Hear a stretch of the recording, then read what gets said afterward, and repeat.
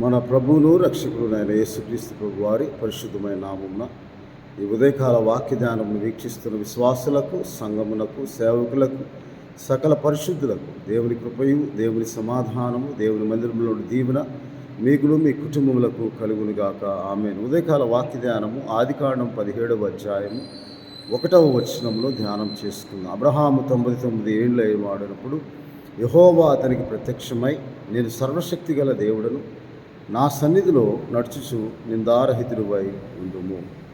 దేవుని ప్రత్యక్షత అనాదిగా దేవుడు తాను ఏర్పరచుకున్న వారికి ప్రత్యక్షమై, ఆదికాండములో దేవుడు మానవుణ్ణి తాను ఏ నేల నుండి తీయబడ్డాడో ఆ నేలకు పంపివేసినప్పుడు దేవుడు ఆదామును ఏదేను తోటకు తూర్పు దిక్కున ఉన్న కెరూబులను జీవవృక్షంలో పోవు మార్గమున అతడు ఏ నేల నుండి తీయబడినో దాన్ని సేద్యపరచుటకు ఏదైనా తోటలో అతను పంపివేసిన తరువాత దేవుని రక్షణార్థమైన తన దయా సంకల్పమును బట్టి దేవుడు తన ప్రత్యక్షతను తాను ఏర్పరచుకున్న వారికి మాత్రమే అనుగ్రహించాడు. అది నోవాహుకు దేవుడు ప్రత్యక్షమై నోవాహుతో దేవుడు ఇలాగూ, ఎందుకనగా నోవాహు యెహోవా దృష్టి యందు కృప పొందినవాడిగా ఉన్నాడు. దేవుని కృపకు పాత్రులుగా ఎంచబడిన వారు, దేవుడు తన దయా సంకల్పం బట్టి తన రక్షణార్థమైన ప్రణాళికను వారి జీవితంలో నెరవేర్చడానికి దేవుడు ఏర్పరచుకున్న వారికి ప్రత్యక్షమవుతూ వచ్చారు. ఆ ప్రత్యక్షత అనాదిగా దేవుని చిత్త ప్రకారము ఆయన ఎప్పుడు ఎవరికి ప్రత్యక్షం అవ్వాలో, ఏ సమయంలో ఆయన ప్రత్యక్షం అవ్వాలో, కాలం సంపూర్ణమైనప్పుడు జరగవలసిన ఏర్పాటును బట్టి ఆయన తన కృపకు పాత్రులుగా ఎంచబడిన వారు. నోవాహుకు ప్రత్యక్షమై దేవుడు నోవాహుతో మాట్లాడాడు. నోవాహు కొరకు, తన ఇంటి వారి కొరకు ఓడను సిద్ధపరచుకోమని చెప్పాడు. ఎందుకనగా నోవాహు నీతిపరుడును తన తరంలో నిందారహితుడై ఉన్నాడని ఆదికాండం 6వ అధ్యాయము 9వ వచనంలో.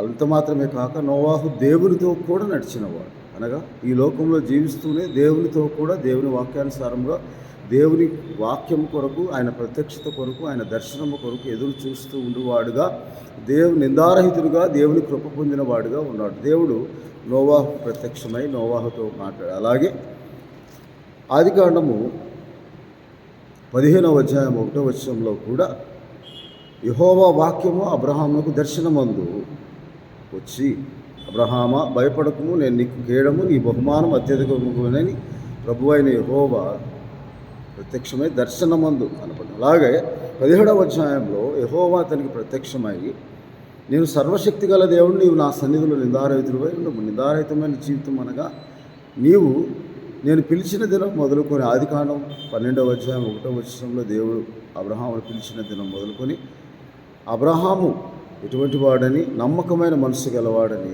ఎరిగి అతను పిలిచిన దినం మొదలుకొని నీవు ఎలాగూ నడుస్తూ ఉన్నావో, ఎలాగూ నాతో కూడా నా సన్నిధులు నిందారహితుడివై ఉన్నావో, విశ్వాసము కలిగి నేను చెప్పిన మాటలు నమ్మి నీతిమంతుడుగా తీర్చబడ్డావో, ఆ నిందారహితమైన జీవితం నువ్వు జీవిస్తూ ఉండుమని, ఎందుకనగా నేను సర్వశక్తి గల దేవుడు, నాకు అసాధ్యమైనది ఏదీ లేదు అని చెప్పి అబ్రహాము నిరీక్షణ కలిగి ఉన్న ఆ 15వ అధ్యాయంలో యెహోవా నాకేమి ఇచ్చెను అని 2వ వచనంలో అంటాడు. దాన్ని బట్టి నీ విశ్వాసం నుండి తొలగిపోక, నిరీక్షణ నుండి తొలగిపోక, నీవు నా మాటను నమ్మి నీతిమంతుడిగా ఎలా తీర్చబడ్డావా, నమ్ముట వల్ల కలిగిన విశ్వాసంలో నువ్వు నిరీక్షణతో ఎదురు చూస్తూ ఉండు అని, నిందారహితులుగా విశ్వాసం నుండి తొలగిపోక ఉండుమని దేవుడు తన ప్రత్యక్షతను అబ్రహాముకు అనుగ్రహించి, ఆయన సర్వశక్తి గల దేవుడు అని చెప్పుటకు గల భావం ఏమిటంటే 18వ అధ్యాయం ఆదికాండము 14వ వచనంలో, నాకు యెహోవాకు అసాధ్యమైనది ఏదైనా ఉండదా అని చెప్పి దేవునికి అసాధ్యమైనది ఏదీ లేదని, నేను సర్వశక్తి గల దేవుడను అని చెప్పి దేవుడు నిర్గమాకాండంలో కూడా ఇలాగూ మోషేతో సెలవిస్తూ ఉన్నాడు. అబ్రహాముకు తాను ప్రత్యక్షమైనప్పుడు 6వ అధ్యాయం, నిర్గమాకాండము 6వ అధ్యాయం 2వ వచనంలో దేవుడు మోషేతో ఇట్లా, నేను యెహోవాను, నేను సర్వశక్తి గల దేవుడన్న పేరును అబ్రహాము, ఇస్సాకు, యాకోబులకు ప్రత్యక్షమైతాను, కానీ యెహోవా అను నామమున నేను వారికి తెలియబడలేదు. సర్వశక్తి గల దేవుడిని అని ప్రత్యక్షమయ్యాడు దేవుడు. ఆ సర్వశక్తి గల దేవుడుగా ప్రత్యక్షమై, ఎల్షదా ఎలోహింగా ప్రత్యక్షమై వారికి యెహోవా నామం పేరున తెలియబడలేదు, కానీ వారికి అనుగ్రహించిన ప్రత్యక్షతలో సర్వశక్తి గల దేవుడునని ఆయన ప్రత్యక్షమయ్యాడు. ఆ ప్రత్యక్షత యాకోబు కూడా దేవుడు ప్రత్యక్షమై, అలాగే ఆదికాండంలో మనం చదువుకుంటాం 35వ అధ్యాయంలో యాకోబు ప్రత్యక్షమవుతాడు దేవుడు, 39వ అధ్యాయంలో కూడా. అలాగే రాను రాను ఆ ప్రత్యక్షత మొదటి సమూయేలు గ్రంథంలో వచ్చేసరికి, మొదటి సమూయేలు గ్రంథం 3వ అధ్యాయంకు వచ్చేసరికి 3వ అధ్యాయం 1వ వచనంలో, బాలుడైన సమూయేలు ఏలి ఎదుట యెహోవాకు పరిచయం చేయుచుండెను. ఆ దినంలో యెహోవా వాక్కు ప్రత్యక్షమగుట అరుదు, ప్రత్యక్షము తరచుగా తటస్థించలేదు. సమూయేలు గ్రంథానికి వచ్చేసరికి దేవుని ప్రత్యక్షత అరుదుగా ఉన్నది, ఆయన వాక్యం అరుదుగా ప్రత్యక్షపరచబడుతుందని దేవుని వాక్యంలో వ్రాయబడి ఉన్నది. కాబట్టి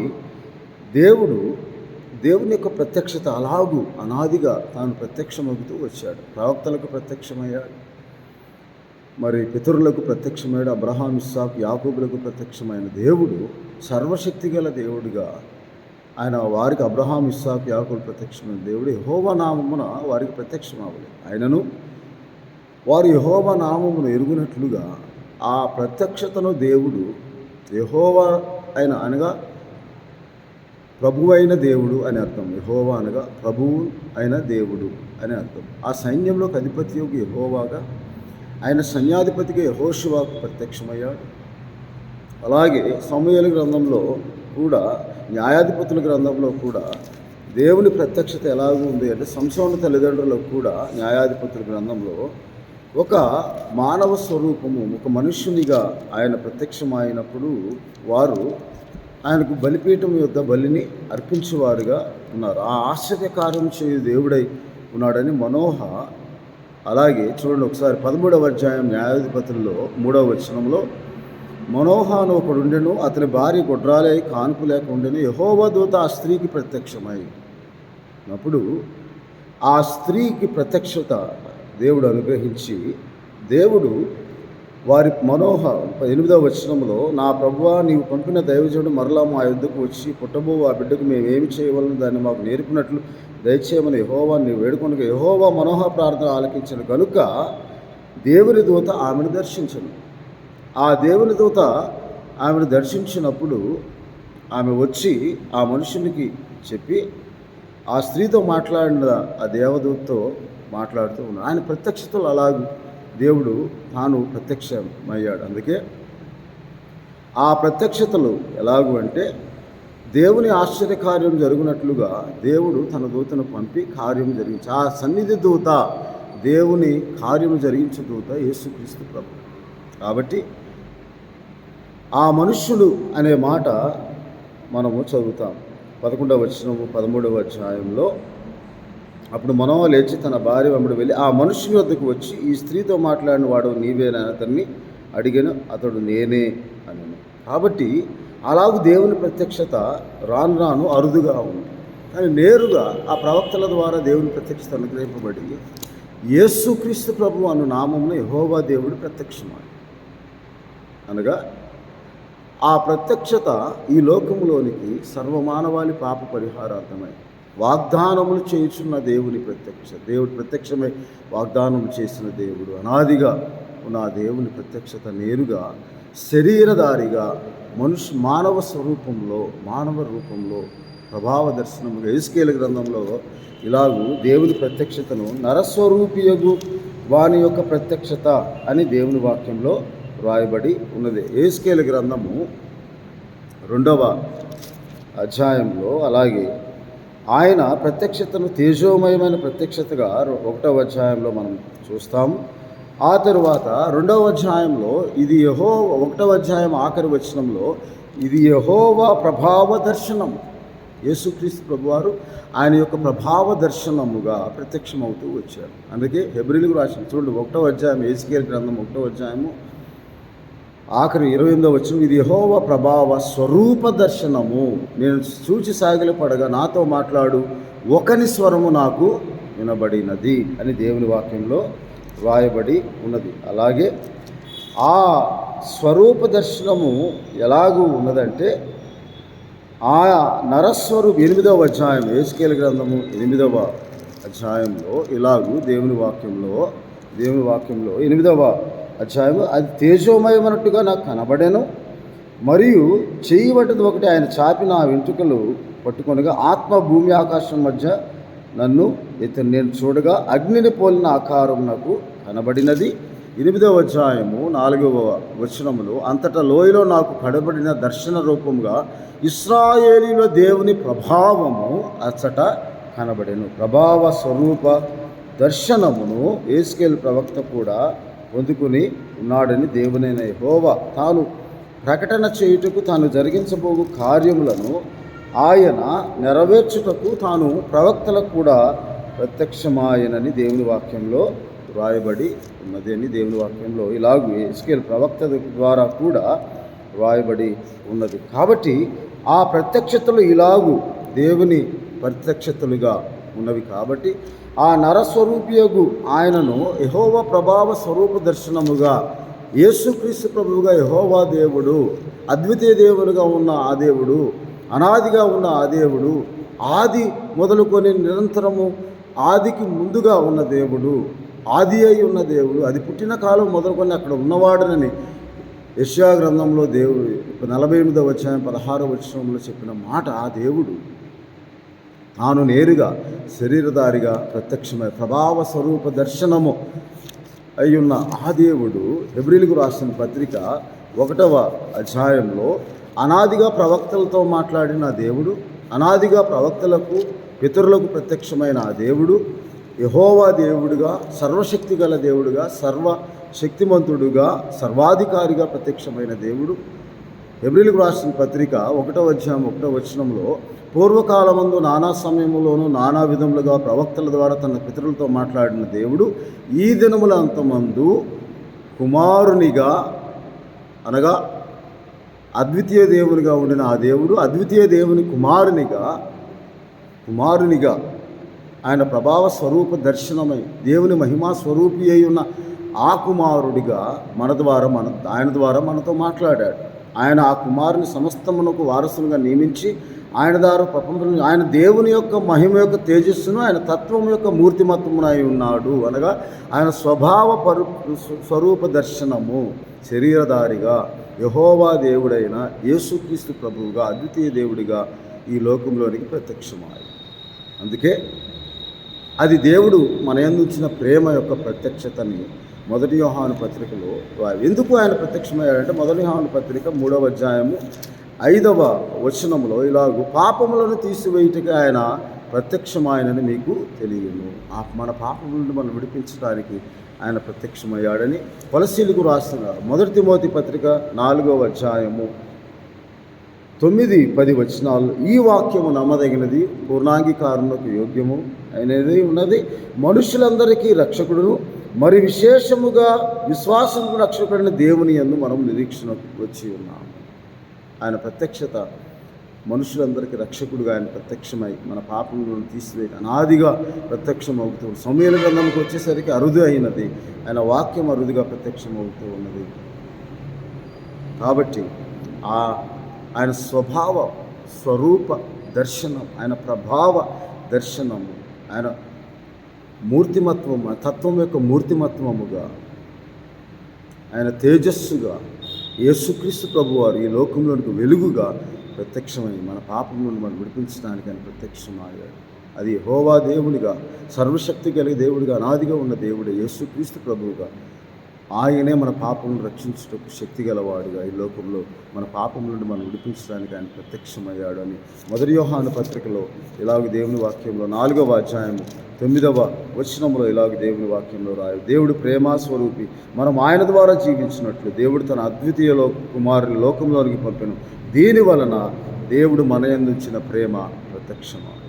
ఆ ప్రేమ అనేక దోషములను కప్పు ప్రేమగా, పాపములు క్షమించు ప్రేమగా, మన కొరకు తను తాను అర్పించుకునే ప్రేమగా, వెలకట్టలేని అమూల్యమైన ప్రేమగా దేవుడు తను తాను ప్రత్యక్షపరచుకొని ఆ మూర్తిమత్వములకు తేజస్సుగా ఆయన స్వరూప దర్శనం, ఆయన ప్రభావ స్వరూప దర్శనముగా ఉన్న దేవుడు,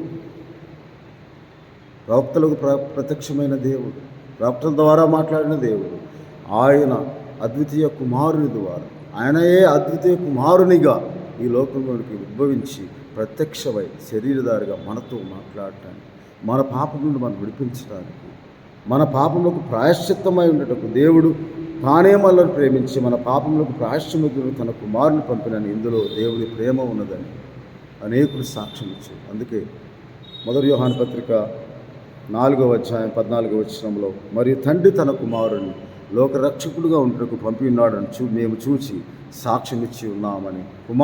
దేవుని కుమారుడిని ఎవడు ఒప్పుకున్నాం వారిలో దేవుడు నిలిచి ఉంటాడని దేవుని వాక్యంలో రాయబడి.